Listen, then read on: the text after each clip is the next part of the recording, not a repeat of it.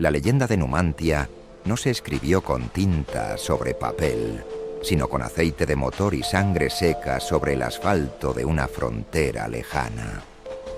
Mucho antes de que el mundo se quebrara y los océanos devoraran la historia, el destino de la última nación libre se selló en el caos de los suburbios de Norteamérica en 1994, bajo el sol implacable de Tijuana. Santiago no era entonces el padre, ni el profeta armado que gobernaría en Iberia. Era un fantasma, un latino cosmopolita sin acento fijo, un traficante de una estirpe rara, astuto como una serpiente, pero limpio. No traficaba con miseria, sino con oportunidades, moviéndose por los bajos fondos con la elegancia de quien conoce el precio de todo, pero no vende su alma. Sin embargo, su verdadera pasión no era el lucro, sino la memoria. Era un historiador por afición, obsesionado con la resistencia de los antiguos, con aquellos que prefirieron el fuego a la sumisión.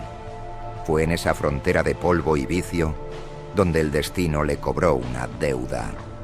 En medio de una balacera en Tijuana, cuando las balas trazaban líneas de muerte buscando su cabeza, la salvación llegó rugiendo. No fue un ejército, sino un hombre al volante de un Ford Escort modificado. David Johnson. David era un producto de la violencia urbana de los 90, un afroamericano endurecido en las más peligrosas pandillas, un mecánico sin título, pero con un genio innato frente al volante. En aquel infierno de metal y pólvora, David maniobró el vehículo con una destreza sobrenatural, sacando a Santiago de las fauces de la muerte. Aquel día, entre el olor a neumático quemado y casquillos percutidos, se forjó un pacto de sangre. Santiago le debía la vida, y Santiago era un hombre que pagaba sus deudas. Los años pasaron y el mundo comenzó a pudrirse. David, atrapado en una espiral de crímenes de los que era cómplice pero no autor, y perseguido por asesinatos que no cometió, se vio obligado a huir en 2010.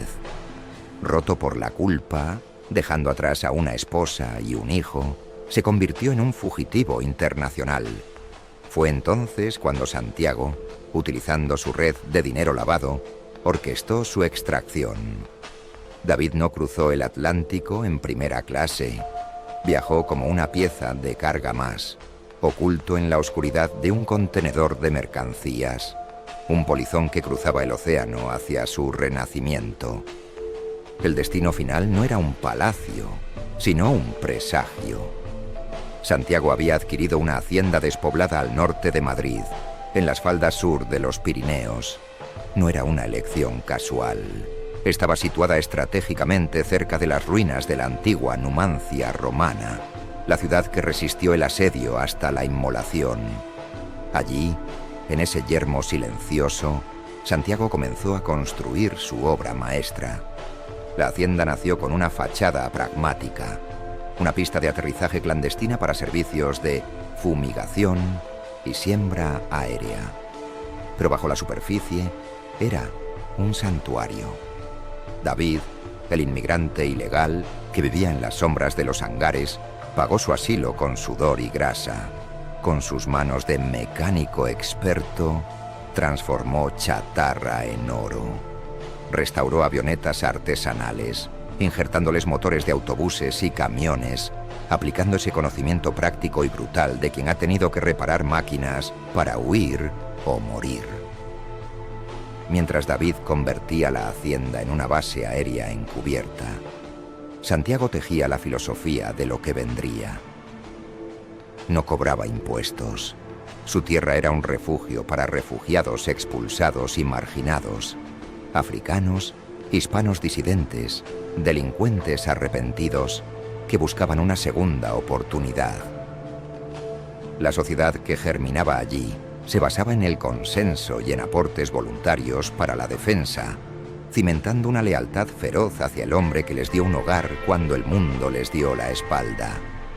Así, en el silencio previo al cataclismo, dos hombres rotos Un traficante filósofo y un mecánico fugitivo sentaron las bases de la leyenda.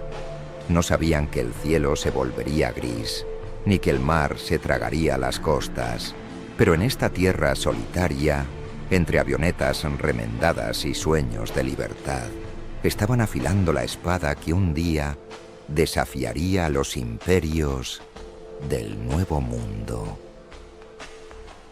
La verdadera arquitectura de Numantia no se cimentó sobre el acero reforzado de sus búnkeres ni en el hormigón de su fortaleza invertida, sino en la manipulación silenciosa de la cadena de nucleótidos.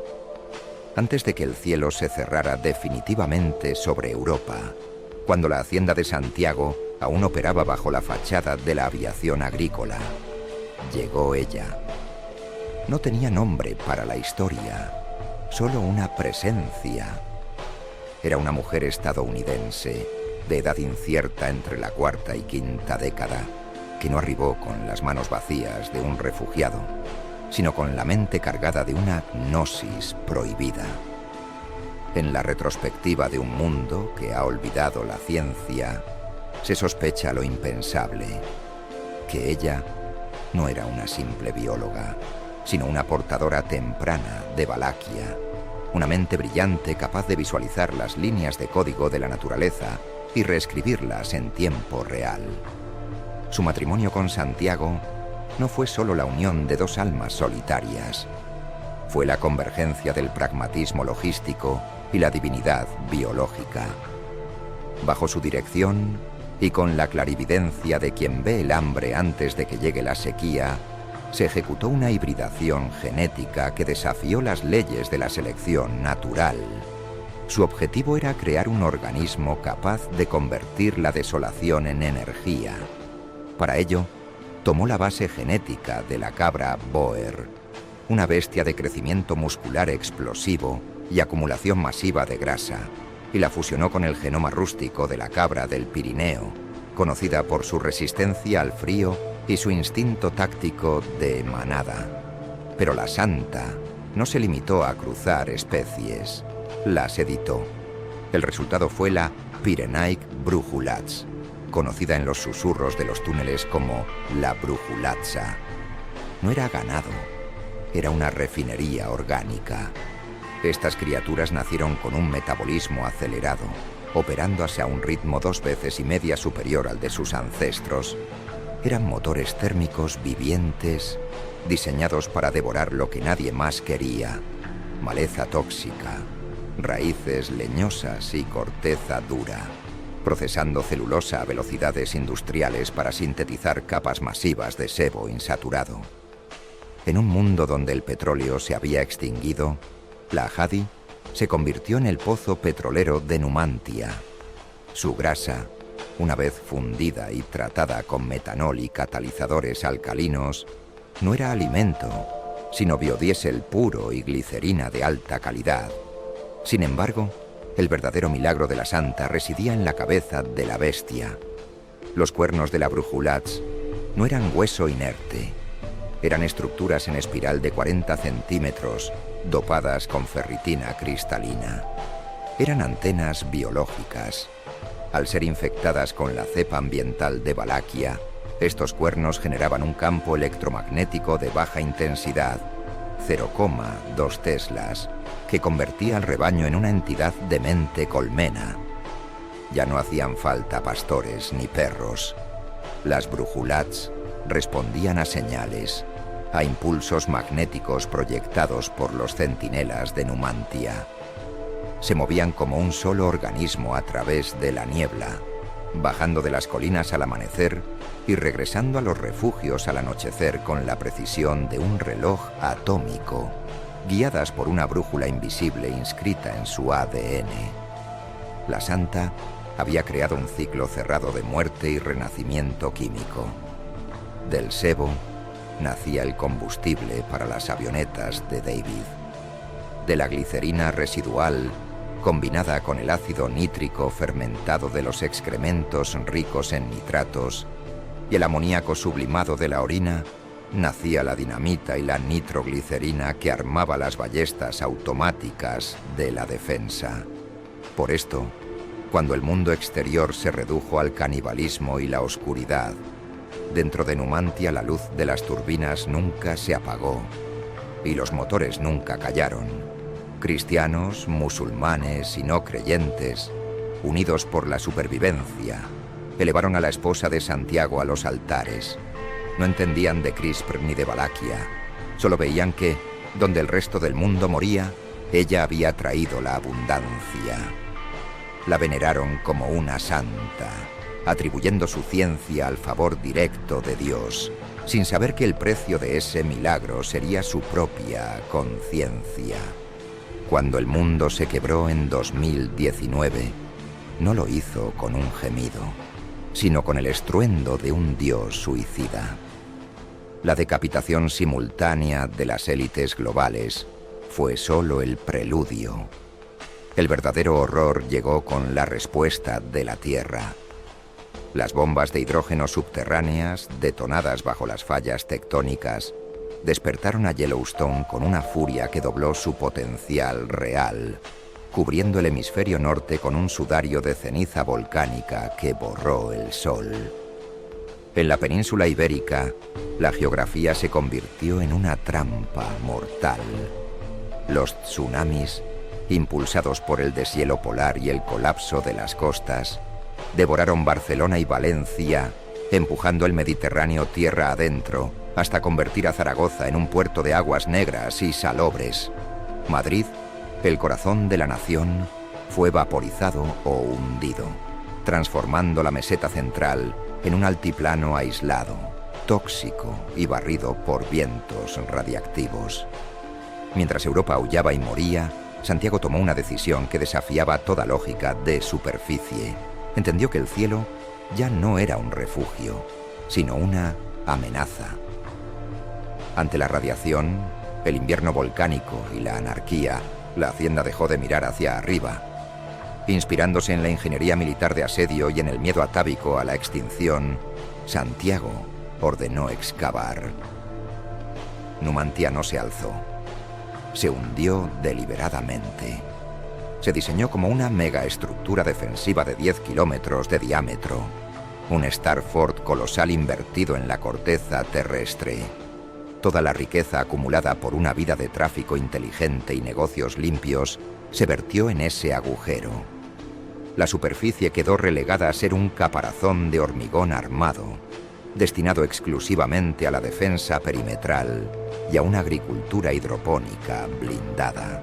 La vida real, la civilización, floreció en las entrañas de la Tierra, protegida por metros de roca y plomo contra el fin de los tiempos.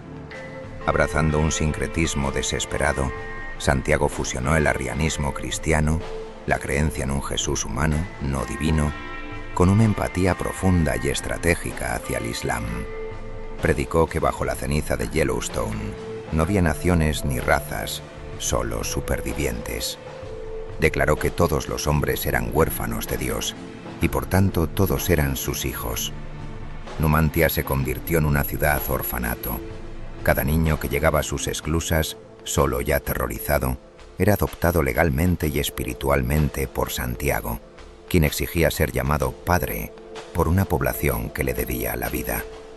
La ciudad subterránea se convirtió en un faro magnético para los parias del nuevo orden. Africanos que huían del norte inundado, hispanos desplazados por las guerras de Simbolum, inmigrantes europeos y criminales arrepentidos descendieron a la oscuridad de Numantia. Allí encontraron un sistema social que era una herejía para el resto del mundo. No existían los impuestos obligatorios.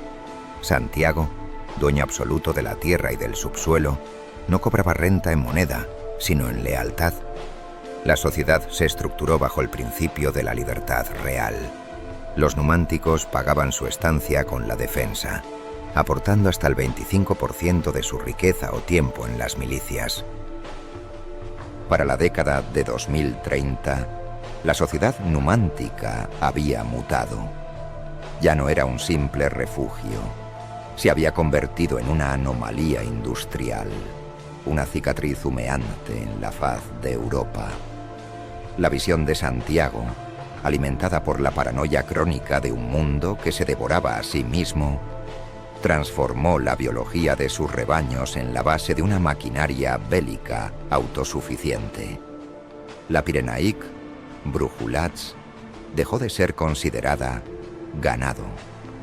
En los registros logísticos de la ciudad subterránea, cada cabeza se contabilizaba como un bioreactor químico con patas. Millones de estas bestias cubrieron los yermos desolados del corazón de Iberia, una marea de cuernos y lana sucia que devoraba la maleza tóxica. Pero su verdadera función comenzaba después de la digestión. Era una alquimia inversa, la transubstanciación de la hierba en muerte. Su sebo, extraído en mataderos industriales y procesado con metanol y catalizadores alcalinos, no terminaba en las cocinas, sino en los tanques de combustible. Se convertía en biodiesel puro y luego, como milagro de la resiliencia numántica, se transformaba en queroseno, el fluido vital que mantenía los motores de las avionetas rugiendo cuando el petróleo del mundo se había secado.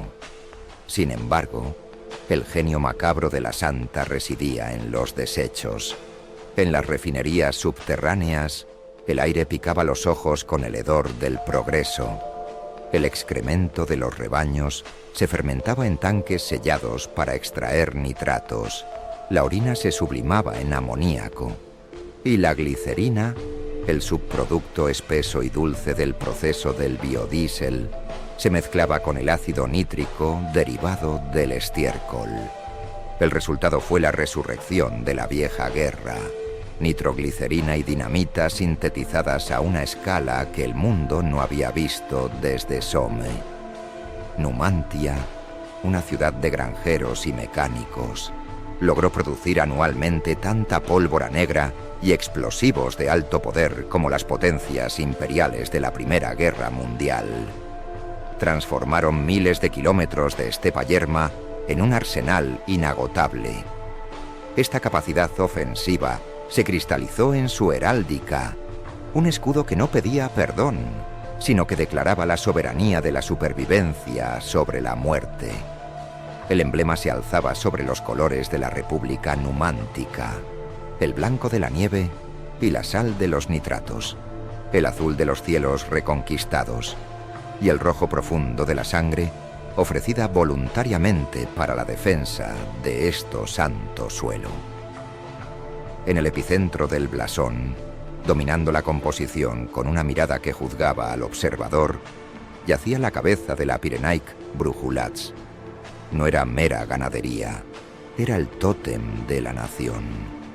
Con los ojos y los cuernos bañados en oro, símbolo de la riqueza química y la conductividad de sus cuernos, la cabra representaba la trinidad de su existencia. Era Aries, el carnero del inicio y el liderazgo. Era el símbolo de Marte, el dios de la guerra encarnado en la bestia que alimentaba las bombas. Y era el eterno homenaje a la naturaleza de Santiago, como el buen pastor que guía a sus ovejas armadas por el valle de las sombras. Sobre la testa del animal, surcando el campo superior del escudo, se desplegaba la silueta frontal de una avioneta, el ángel mecánico de la muerte que aseguraba que el cielo perteneciera a los libres. A los flancos de la bestia, como guardianes geográficos, se alzaban la montaña de los Pirineos a la izquierda y la mismísima Numantia, un Starfort de proporciones colosales a la derecha, insignias de una orografía inexpugnable y fortificada. En la base, sosteniendo el peso de la nación, descansaban los instrumentos de su poder, la ballesta silenciosa de nitroglicerina y la turbina eólica, el molino que desafiaba la entropía del mundo. Coronando el conjunto, no había oro real ni joyas, sino una corona de espinas forjada en hierro, simbolizando al Cristo como rey filósofo de su teología sufriente, el dolor que precede a la gloria, y abrazando todo el escudo desde la retaguardia, Invisibles pero omnipresentes en el diseño, se extendían dos vastas alas, el símbolo final de la única ley que imperaba en los túneles de Numantia, la libertad absoluta. La ballesta no era un anacronismo, sino una adaptación letal a la escasez. Ante la falta de mecanismos complejos de armas de fuego modernas en la región, los ingenieros de Numantia diseñaron ballestas compuestas, modificadas con baterías de litio recicladas para permitir un fuego automático devastador. No disparaban madera, lanzaban dardos de aleación con puntas huecas llenas de nitroglicerina inestable.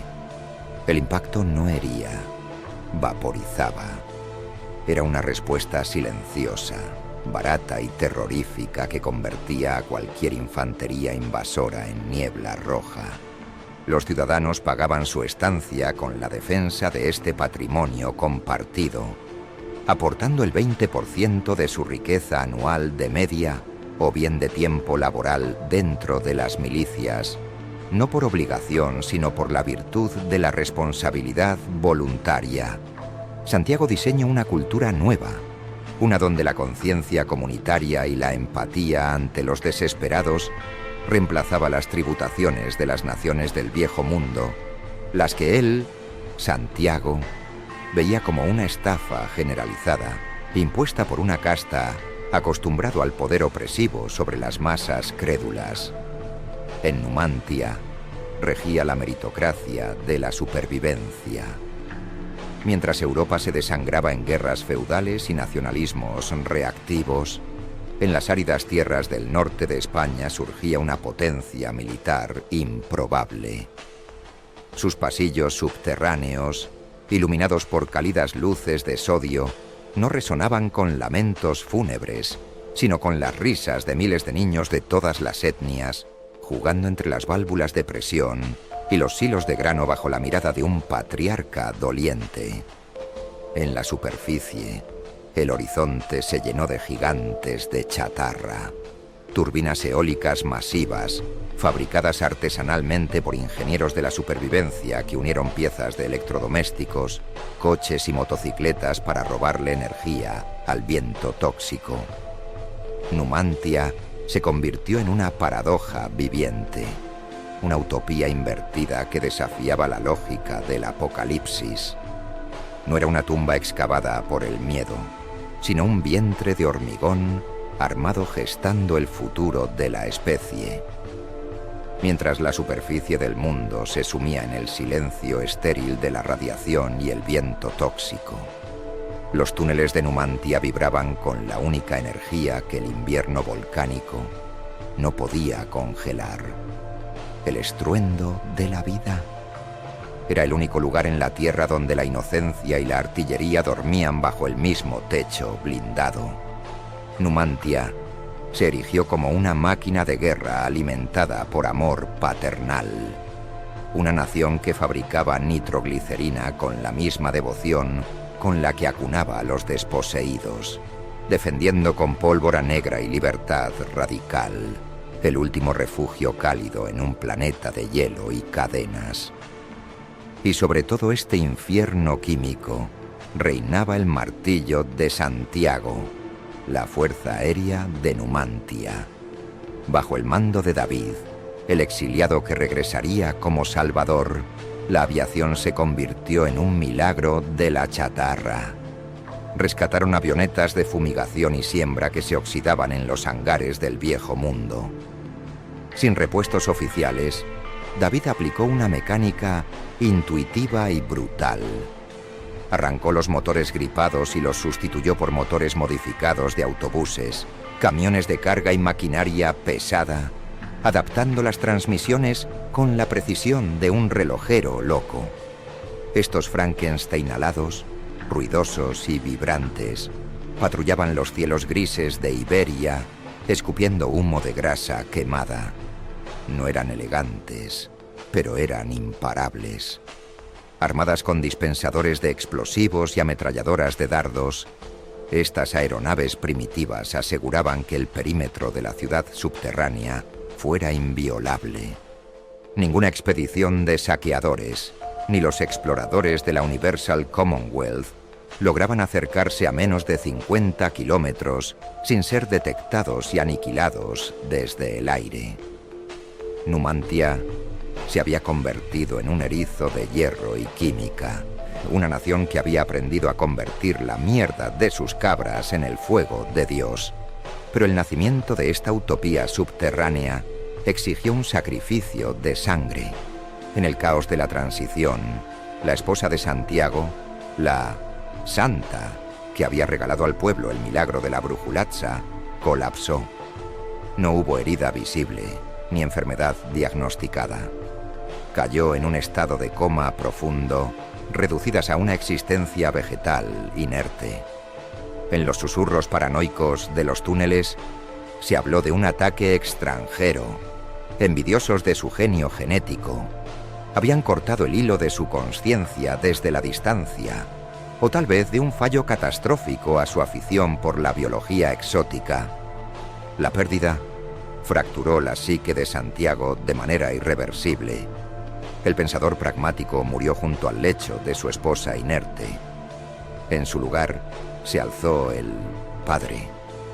El dolor lo radicalizó hacia la teología, un resultado involuntario de intentar darle sentido a su destino, el cual para él estaba ligado a la misteriosa mano de Dios.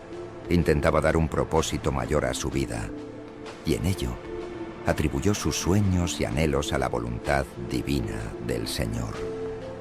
Pero el éxito, en un mundo que agoniza, es un veneno lento. El poder corrompió el propósito fundacional de Numantia, pudriendo la utopía desde la cabeza.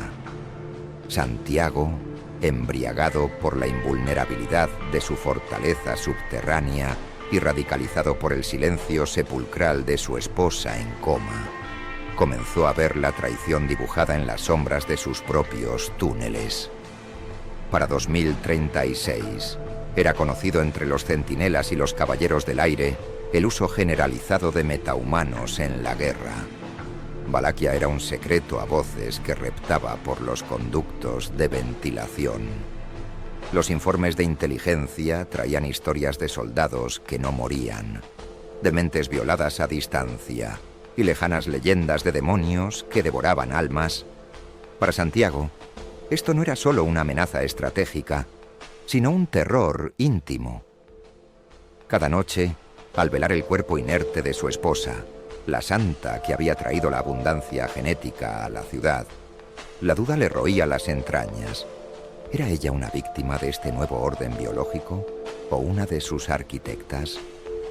La sospecha de que la naturaleza secreta de su mujer estaba vinculada a esa plaga microscópica lo volvió receloso, temiendo que la infección que yacía durmiente en ella pudiera despertar en otro en cualquier rincón de su tierra, o peor aún, que ya estuviera despierta en él mismo. Y es que el propio Santiago había comenzado a obrar prodigios que desafiaban la explicación racional, alimentando tanto la devoción como el miedo. A sus 60 años, una edad en la que los hombres del viejo mundo solían marchitarse por la vejez y la fatiga, su mente se había afilado con una agudeza sobrenatural. Su capacidad de gestión logística y cálculo estratégico había aumentado. Un ingenio que rozaba lo sobrenatural y que le permitía orquestar la defensa de la micronación con la precisión de una máquina. Pero lo más inquietante ocurría en los pastizales de la superficie. Las brujulats, esas bestias genéticamente diseñadas para responder a campos magnéticos, obedecían a Santiago sin necesidad de tecnología. Bastaba su presencia para que los rebaños se ordenaran o se dispersaran a su voluntad. Las cabras giraban sus cabezas hacia él como limaduras de hierro buscando un imán, reconociendo en el Padre una señal invisible, una autoridad que iba más allá de la voz y se adentraba en el espectro electromagnético. Para la gran masa de parias, huérfanos y desposeídos que habitaban los niveles inferiores, estos fenómenos no eran síntomas de infección, sino pruebas de santidad. El amor del pueblo numántico hacia su padre, el santo Santiago, Era un muro de hormigón emocional que lo mantenía a salvo de cualquier intento de golpe. Veían en su vitalidad antinatural y en su dominio sobre las bestias la confirmación de que Dios protegía a Numantia a través de su profeta. Sin embargo, entre la élite intelectual, los ingenieros químicos y los veteranos de la Fuerza Aérea, el escepticismo se tornaba en una inquietud fría. Sabían que la Valaquia estaba relacionada a la juventud prolongada y a capacidades cognitivas superiores. Sabían también del vapor de la piel de ciertos soldados, algo que a los numánticos relacionaban con las brújulats y su característico vapor al sudar. Lo que el pueblo llamaba milagro, los atentos comenzaban a llamarlo síntoma. Santiago no era solo un líder carismático, se estaba convirtiendo en algo más, algo que se parecía peligrosamente a los monstruos que combatían en las fronteras.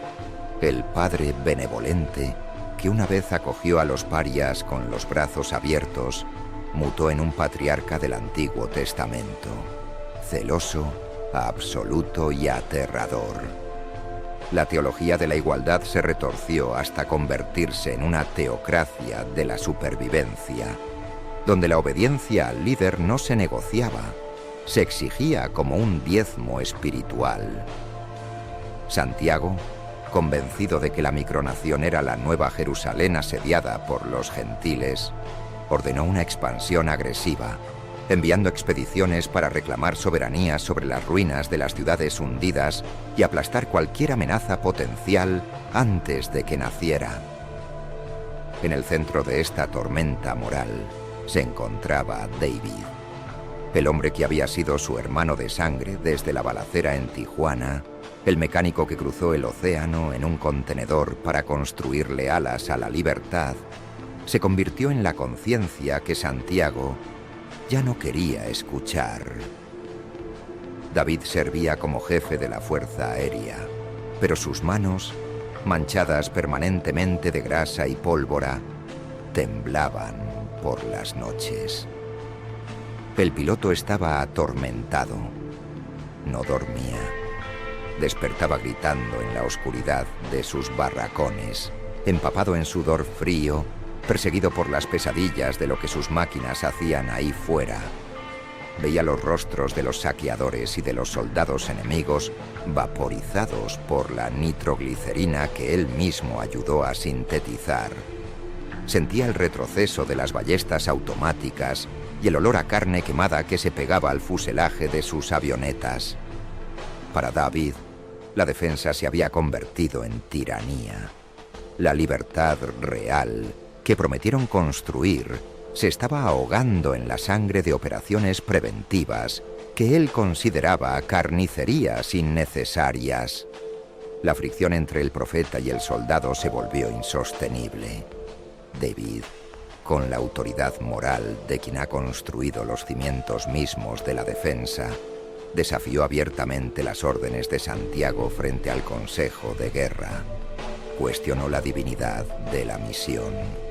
Se negó a convertir a los caballeros del aire en verdugos de los pueblos vecinos.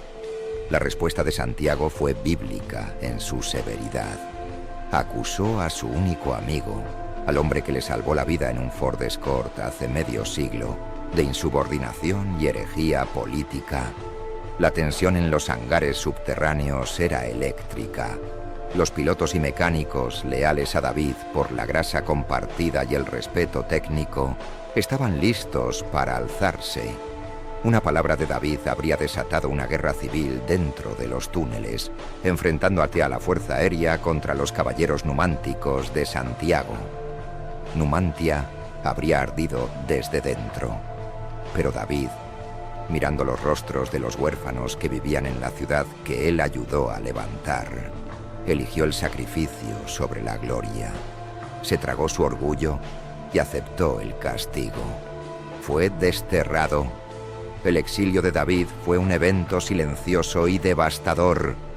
Fue expulsado de la fortaleza invertida, despojado de sus alas y de su rango, empujado de vuelta al yermo tóxico del que había huido décadas atrás. Caminó hacia la salida de los túneles, dejando atrás el zumbido de las turbinas y el olor a hogar, convirtiéndose nuevamente en un fantasma. Su partida en 2037 marcó el fin de la inocencia de Numantia. Sin la brújula moral de David, la ciudad se encerró definitivamente en su propia paranoia. Una potencia militar solitaria y erizada de armas, gobernada por un padre que miraba al horizonte esperando el apocalipsis, sin saber que su único defensor real acababa de cruzar el umbral hacia el olvido. Hacia el año 2040, Numantia había trascendido su condición de refugio para convertirse en una cicatriz imborrable en la geografía de la Nueva Europa. Con una población que ya superaba los 500.000 habitantes, esta micronación generaba una proyección de fuerza que humillaba a las viejas naciones, ahora reducidas a sombras demográficas y feudos de carroñeros. Mientras los estados sucesores de España y Portugal se desangraban peleando por ruinas inundadas y chatarra oxidada, Numantia brillaba con la luz eléctrica de sus turbinas y el fuego químico de sus refinerías. Santiago, autoproclamado señor de Numantia y ungido por un fervor casi mesiánico, ya no miraba al mundo con los ojos de un traficante, sino con los de un profeta armado. Desde su trono en las profundidades del Starford, proclamó la reconquista del polvo, un plan divino para reclamar la soberanía total sobre la antigua Iberia. No buscaba súbditos, sino creyentes. No quería tributos, sino la expansión de su evangelio de pólvora y libertad radical. Sus caballeros del aire comenzaron a sobrevolar los asentamientos de los señores de la guerra vecinos, no para comerciar, sino para marcar territorio, dejando estelas de humo negro como firmas en el cielo de una propiedad que Santiago consideraba suya por derecho sagrado. La tensión geopolítica se quebró cuando los caudillos de los territorios devastados, remanentes de gobiernos fallidos y milicias locales, comprendieron que no podían contener la marea numantina. Aterrorizados por una fuerza que convertía el estiércol de cabra en dinamita y que luchaba con la ferocidad de quien no teme a la muerte, hicieron lo impensable. Solicitaron la intervención de un poder extranjero. Enviaron emisarios a través de la tundra europea hasta Varsovia, postrándose ante la Universal Commonwealth. La respuesta no se hizo esperar. Alexandra Comnenos, la Kaiseratrix, vio en los Pirineos no solo una amenaza al orden continental, sino una herejía ideológica que debía ser purgada. Sus legiones, disciplinadas bajo un código marcial neorromano y compuestas por metahumanos de élite, Velites, Hastati, Príncipes y Triari, giraron su maquinaria de guerra hacia el sur. Pero Santiago, ciego ante la matemática de la guerra y embriagado por décadas de supervivencia imposible, interpretó la llegada de la Commonwealth no como un juicio final, sino como la prueba definitiva de su fe. Ignoró los informes de inteligencia que detallaban la superioridad numérica y biológica de las legiones de Comnenos. Convencido de su derecho divino y protegido por la falsa seguridad de sus muros subterráneos, preparó a su pueblo para un conflicto total. Los túneles de Numantia se llenaron de cánticos y olor a azufre. Se duplicaron los turnos en las refinerías de nitroglicerina. Los niños, hijos de la micronación, ayudaban a ensamblar dardos explosivos con manos pequeñas y precisas. Santiago no prometió la victoria, prometió la eternidad. Estaba dispuesto a convertir su utopía en una pira funeraria colosal, una guerra santa que prometía borrar a Numantia de la faz de la tierra antes que verla arrodillada ante un César extranjero. La ciudad, vibrante y fanática, aguardaba el trueno, lista para demostrar que en el nuevo mundo La fe de un solo hombre podía, a veces, sangrar a un imperio.